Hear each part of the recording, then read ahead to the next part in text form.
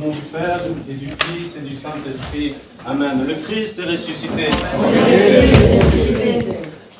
Depuis dimanche dernier, nous sommes dans cette période justement avec cet enseignement sur l'eau vive, l'eau qui guérit, l'eau qui nous sauve. En effet, aujourd'hui, nous entendons ce passage si fort, si magnifique, de cette rencontre improbable de la Samaritaine, une femme de Samarie, et le Christ qui, justement, est là pour nous transmettre, pour nous donner à tous, pas seulement réservé à une population, mais au monde entier, cette réjouissance, cette bonne nouvelle que Dieu lui-même s'est fait homme pour nous sauver chacun d'entre nous.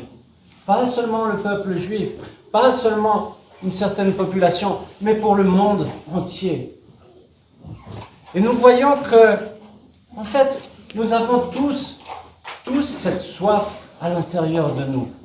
On a cette soif. On se dit, mais pourquoi j'ai cette soif? Pourquoi j'ai envie de quelque chose? Et souvent, on se tourne vers des choses tellement éphémères, tellement terrestres.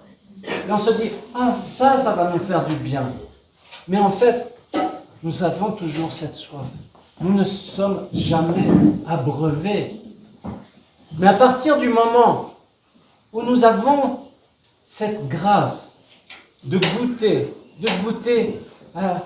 au Christ lui-même, à être touché par Dieu, alors nous répondons. Et c'est pour cela que nous nous tournons vers l'Église.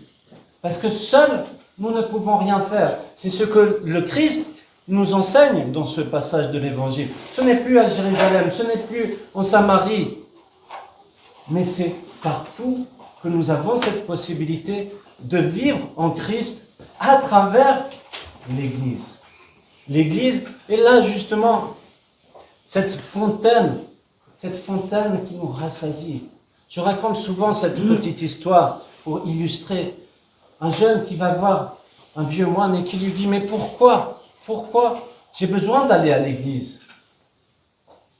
Et ce vieux moine qui lui répond, en effet, tu sais que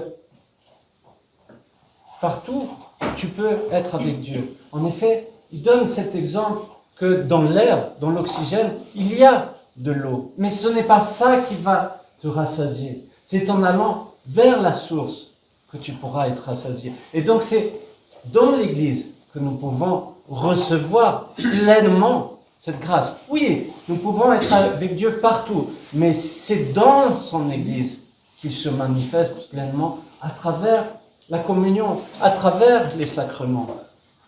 Alors cherchons à être avec Dieu, de fouler aux pieds tous ces désirs qui font croire que c'est ça qui va me rassasier.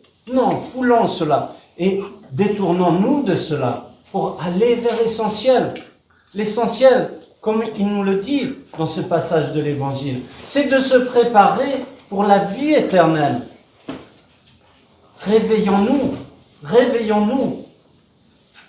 Notre priorité est d'être avec Dieu, de nous préparer pour cette rencontre dans la vie éternelle. Mais ceci n'est possible que à travers le Christ, comme nous enseignent les Saintes Écritures, que par le Christ, nous pouvons aller vers le Père. En effet, le Christ est la vie, le chemin, la vérité. N'ayons pas peur d'affirmer cela. En effet, souvent, on se cache, on n'ose pas affirmer cela. Et souvent, ce sont les enfants qui nous apprennent finalement à vivre d'une façon simple cette foi. C'est pour cela que le Christ nous dit, venez comme des petits enfants. N'ayons pas peur, ayons cette foi, cet amour. J'entends souvent des enfants qui me disent, mais j'aime Dieu. Est-ce que nous le disons? Est-ce que nous osons le dire? Et surtout, est-ce que nous osons vivre cela?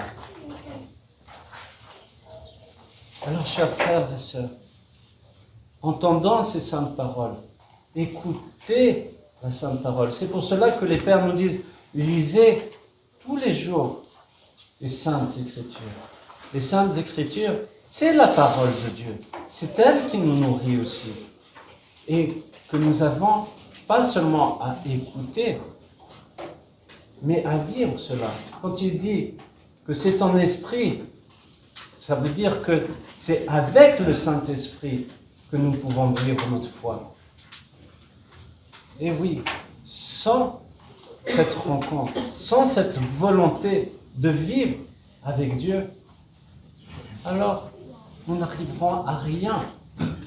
Nous avons juste, c'est ce juste qui est très difficile finalement, juste à nous mettre entre les bras, entre les mains de Dieu, de faire confiance et de chercher sa vérité. Et cette période que nous vivons justement, qui est cette réjouissance de la Pentecôte, mais de Pâques, mais en même temps cette attente de la Pentecôte, ça veut dire cette attente de la descente du Saint-Esprit.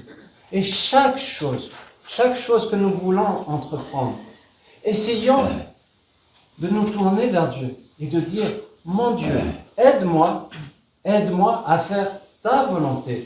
Non pas ma volonté, mais la volonté de Dieu. C'est ça que nous avons à rechercher. Parce que tout le reste nous détournera finalement de Dieu. On va se centrer sur soi au lieu de se concentrer sur Dieu. Alors, ayez cette confiance. Vous entendez à chaque fois ces paroles de Dieu à travers les offices, à travers les saintes écritures. Alors, nourrissez-vous de cela. Nourrissez-vous de cela et développez cela pour que petit à petit, ce ne soit plus l'intellect qui agit, mais que soit le Saint-Esprit qui agit à l'intérieur de nous par les prières de tous les saints. Amen.